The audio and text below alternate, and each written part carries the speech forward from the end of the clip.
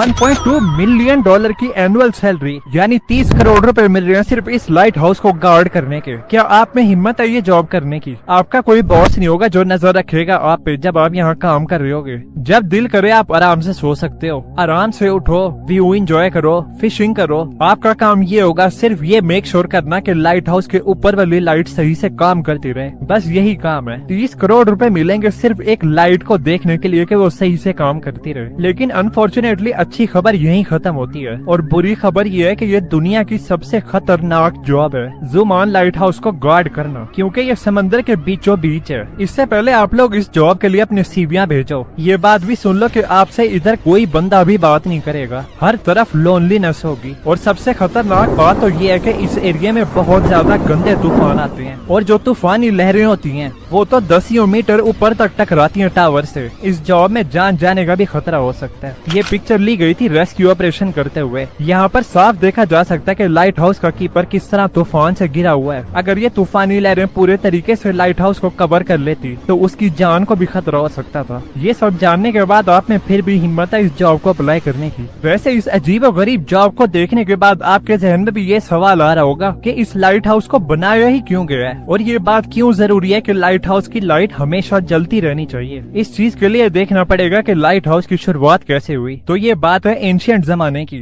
जब सफर करने के लिए ना ही रोड्स हुआ करते थे और ना ही कोई गाड़ियाँ। तो लंबे सफर करने के लिए सबसे बेस्ट तरीका था पानी। एक बंदा था जिसका नाम था कैप्टन मार्सियस। ये बड़ा ही जबरदस्त सेलर था और अपने खतरनाक समुद्री सफर के बारे में जाना जाता था। इसके साथ एक इंसिडेंट होने वाला था। शिप्स तो पहले जमाने में लकड़ियों की होती थी। तो एक रात कैप्टन पानी में बहुत ही अंधेरे वाली जगह से गुजर रहे थे। पानी के नीचे बड़ी बड़ी रॉक्स थी जिससे इनकी शिप टकराती है। शिप में सुराख हो गया और वो उलट भी गई और इनको बहुत ज्यादा नुकसान हो जाता है। इस इंसिडेंट के बाद कैप्टन मार्सियस ने सोचा कि इस प्रॉब्लम का कोई ना कोई सोल्यूशन जरूर होगा जो इनको इस किस्म के खतरे से वार्न कर सके। अब ये तो हो गई एक प्रॉब्लम। दूसरी प्रॉब्लम ये है कि आपको पता है कि ओशियन बहुत ज्यादा बड़ा है और पैसिफिक ओशियन तो बस छोड़ ही दो। अगर हम पूरी दुनिया का लैंड एक जगह इकट्ठा कर दें सातों कॉन्टिनेंट्स को मिला के तो भी पैसिफिक ओशियन ज्यादा बड़ा होगा। इसको छोड़ो, अगर हम 5 मून्स भी इस एरिया में रख दें तो भी पैसिफिक ओशियन ज्यादा बड़ा होगा। अब आइडिया हो गया होगा आपको कि ये कितना बड़ा ओशियन है। जब पुराने जमाने में सेलर इस ओपन पानी में सफर करते थे तो उनको कुछ भी नहीं पता होता था कि अगली जमीन कितनी दूर है और इवन उसका रास्ता किधर से है। नेविगेशन उस दौर में दुनिया का सबसे बड़ा मसला था। जीपीएस या कोई एडवांस सिस्टम तो होता नहीं था जो सेलर्स को गाइड कर सके रास्ते के बारे में। जीपीएस इन्वेंट हुआ था 1973 में और पब्लिक के लिए अवेलेबल था 1978 में। कभी कभी गूगल मैप्स पे भी हम लोग टर्न को स्क्रीन पे देखने के बावजूद भी गलत मोड़ लेते हैं। फिर ये पुराने लोग तो क्या ही करते होंगे। तो इन सेलर्स को सूरज पर रिलाय करना पड़ता था, सितारों पर रिलाय करना पड़ता था और शुरुआत के कुछ नेविगेशन टूल्स पे इस ना खत्म होने वाले समंदर को पार करने के लिए। सिर्फ इस नेविगेशन की वजह से 3-4 मुसीबतें और आ जाती थी, जैसे कि कैप्टन एलिस को आई थी। पुराने जमाने में कैप्टन अपने क्रू के साथ पैसिफिक ओशियन क्रॉस कर रहे थे तो रात में एकदम से बादल आ जाते हैं जिसकी वजह से सितारे छुप जाते हैं, जिनको ये देखकर रास्ते का पता लगा रहे थे। और फिर समंदर के इस हिस्से में बहुत तेज तूफान आता है तो ये लोग रास्ता भटक जाते हैं। जब सुबह होती है तो ये लोग ओपन ओशियन में लॉस्ट हो गए थे। क्रू के पास ना ही कुछ खाने के लिए बचा था और ना ही कुछ पीने के लिए।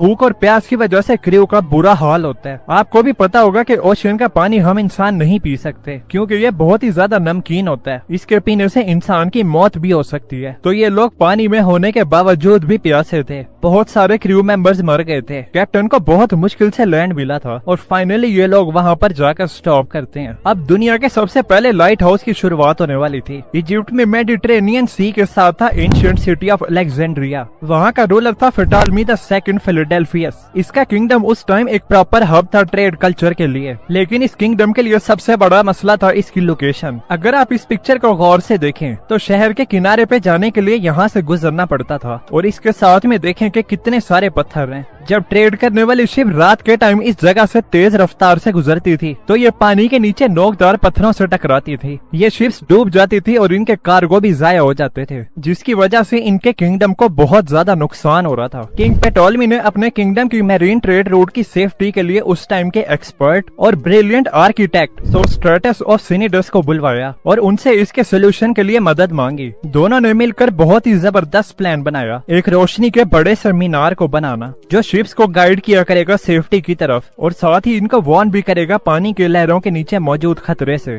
डिटर्मिनेशन के साथ सोस्ट्राटस काम शुरू कर देते हैं, लेकिन इनको ये नहीं पता था कि जो चीज ये बना रहे हैं वो one of the greatest engineering Marvel बनने वाला है एंशिएंट वर्ल्ड का, the Feroz of Alexandria. Alexandria के साहिल पे आइलैंड ऑफ फेरोज के ऊपर ये लाइट हाउस चमकती हुई बुलंदियों पे पहुंच गया। इसकी हाइट थी 384 फीट और इसको व्हाइट मार्बल से बनाया गया था। इस लाइट हाउस के ऊपर बहुत बड़ी आग जलती थी जिसको हर वक्त ऑयल और लकड़ी की सप्लाई मिलती रहती थी। इस लाइट हाउस को दुनिया के 7 एंशिएंट अजूबों में से एक भी माना गया था, लेकिन सिर्फ इसके साइज की वजह से ये लाइट हाउस अमेजिंग नहीं था, बल्कि इसके पीछे इसका जीनियस डिजाइन भी था। सोस्ट्राटस ने लाइट को और ज्यादा बढ़ाने के लिए मिरर और लेंस का सिस्टम भी बनाया था, जिसकी मदद से मीलों दूर जहाज को भी इसकी रोशनी आराम से दिखाई देती थी। जैसे ही लाइट हाउस के बनने की बात फैलती है तो दूर के सेलर्स ने सुकून का सांस लिया। अब उन लोगों को इस लाइट हाउस की वजह से अलेक्जेंड्रिया के पास पथरीले पानी को नेविगेट करने की जरूरत ही नहीं पड़नी थी। तो ये दुनिया का पहला लाइट हाउस एक सेफ्टी का सिंबल बन गया था सेलर्स के लिए, और यहाँ से फिर लाइट हाउस का कॉन्सेप्ट पूरी दुनिया में फैल गया। पहले तो ये लाइट हाउस समंदर के किनारों पे बना करते थे, लेकिन जब वक्त के साथ साथ दुनिया भर में ट्रेड बहुत ज्यादा शुरू हो गई तो समंदर के बिजी ट्रेड रूट के बीच में जिधर रॉक्स पानी के ज्यादा करीब होती थी और जिन रॉक्स से शिप को ज्यादा खतरा होता था कि ये कहीं इनको डुबा ना दे, उन जगहों पर भी लाइट हाउस बनना शुरू हो गए थे। इसी वजह से समंदर के बीचों बीच डिफरेंट लोकेशन पर आपको ये लाइट हाउस देखने को मिलेंगे। शुरू में इन लाइट हाउस पर आग जलती थी, लेकिन ये कोई आइडियल सिचुएशन नहीं थी कि रोज लकड़ियां, ऑयल और कोल को हर वक्त इस्तेमाल करना। इसके बाद कैंडल्स, गैस लैंप और ऑयल लैंप्स आ गए थे, लेकिन आग की लाइट इतनी ज्यादा ब्राइट नहीं होती थी। जब इलेक्ट्रिसिटी प्रोड्यूस हुई थी और लाइट बल्ब की इन्वेंशन होती है तो ये लाइट हाउस भी इलेक्ट्रिक बल्ब पर शिफ्ट होना शुरू हो गए थे, क्योंकि इनकी लाइट ज्यादा होती है। लेकिन फिर भी लाइट हाउसेस लाइट को मीलों दूर किस तरह रिफ्लेक्ट करते हैं, इसका जवाब है ये लेंसेज। 1800 तक इन रिफ्लेक्टर को लाइट सोर्स के पीछे लगाया जाता था, लेकिन उस टाइम के इंजीनियर्स को एक बात पता चलती है कि लाइट को और ज्यादा फोकस किया जा सकता है कि लेंस को अगर हम लाइट के सामने रखें। लेकिन इसमें मसला ये था कि जितना मोटा लेंस होगा उतनी ही कम लाइट होगी। तो यहाँ पर आ जाते हैं फ्रेंच फिजिसिस्ट और इंजीनियर फ्रेस्नेल, जिनके पास बड़ा जबरदस्त सोल्यूशन था। इन्होंने लेंस को एक तो बारीक कर दिया और उसके डिजाइन को इस तरह बनाया था कि सारी लाइट एक ही पॉइंट पर फोकस कर रही थी। इस तरीके से फैली हुई लाइट को एक सिंगल डायरेक्शन में भेजा जा सकता था। आज मोस्टली लाइट हाउसेज में फ्रेस्नेल लेंसेज इस्तेमाल होते हैं। इस इनोवेशन ने लाइट हाउस को रेवोल्यूशनाइज कर दिया था और लाइट को मीलों दूर से आराम से देखा जा सकता था। तो इस तरह इन लाइट हाउस की मदद से शिप्स को खतरे का आराम से पता चल जाता था। तो वो जो वीडियो के शुरू में मैंने आपको जॉब बताई थी कि ज़ुमान लाइट हाउस में रहने के लिए आपको 30 करोड़ रुपए मिलेंगे, सिर्फ आपने ये देखने के लाइट हाउस की लाइट जलती रहे। अब भी क्या आप लोग इस जॉब को करने के लिए इंटरेस्टेड हैं? कमेंट्स में जरूर बताना। ये लाइट हाउस तो एंशिएंट जमाने में बना था और इसने पूरी दुनिया की मैरीन ट्रेड की सेफ्टी को रेवोल्यूशनाइज कर दिया था। ये तो एंशिएंट राजा की तरफ से बहुत अच्छा कदम होता है, लेकिन हर एंशिएंट राजा भी अच्छा नहीं होता, बल्कि इन्होंने तो जुल्म की हदें पार की हुई थी। ये राजा छोटे छोटे क्राइम्स पर ऐसी सजाएं देते थे